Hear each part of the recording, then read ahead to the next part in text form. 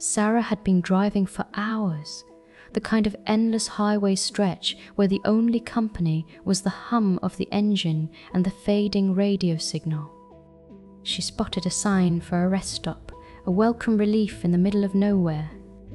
It was barely lit, a single yellow lamp casting a sickly glow over cracked asphalt.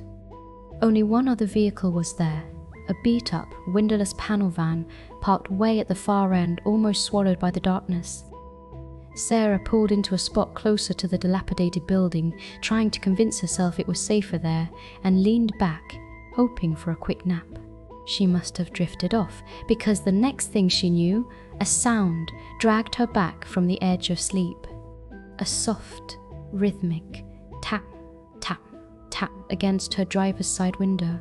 Her heart lurched. Through the grimy glass, she saw a figure, tall and gaunt, standing just inches from her car. He wore a dark, wide-brimmed hat pulled low, shadowing his face completely. He didn't speak, didn't move, just stood there tapping. In his gloved hand, he held a crumpled, oversized map pointing vaguely towards the dark woods behind the rest stop. Sarah pressed herself against the passenger door, breath catching in her throat. Her hand instinctively reached for her phone, but she froze, terrified that any movement would draw more attention.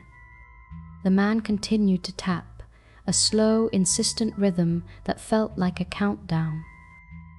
He shifted his weight, and for a fleeting second, the faint light glinted off something metallic near his waist, a tool, or perhaps something worse, tucked into his dark coat.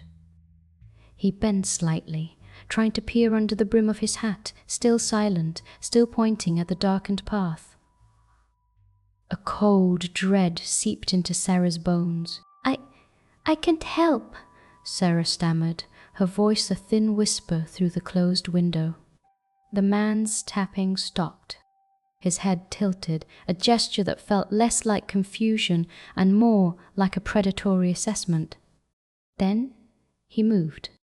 Not away, but around the back of her car, disappearing from her view. Sarah's heart hammered against her ribs. She fumbled for the ignition, her hands shaking, her eyes darting to the rearview mirror. Nothing. He was gone. Or worse, he was behind her. She twisted the key, the engine sputtering to life with a roar that sounded deafening in the silence. She slammed the car into reverse, tires squealing, and floored it out of the parking spot.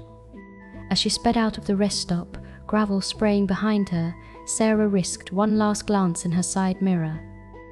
There, at the edge of the darkened path where the man had pointed, stood not one, but two shadowy figures.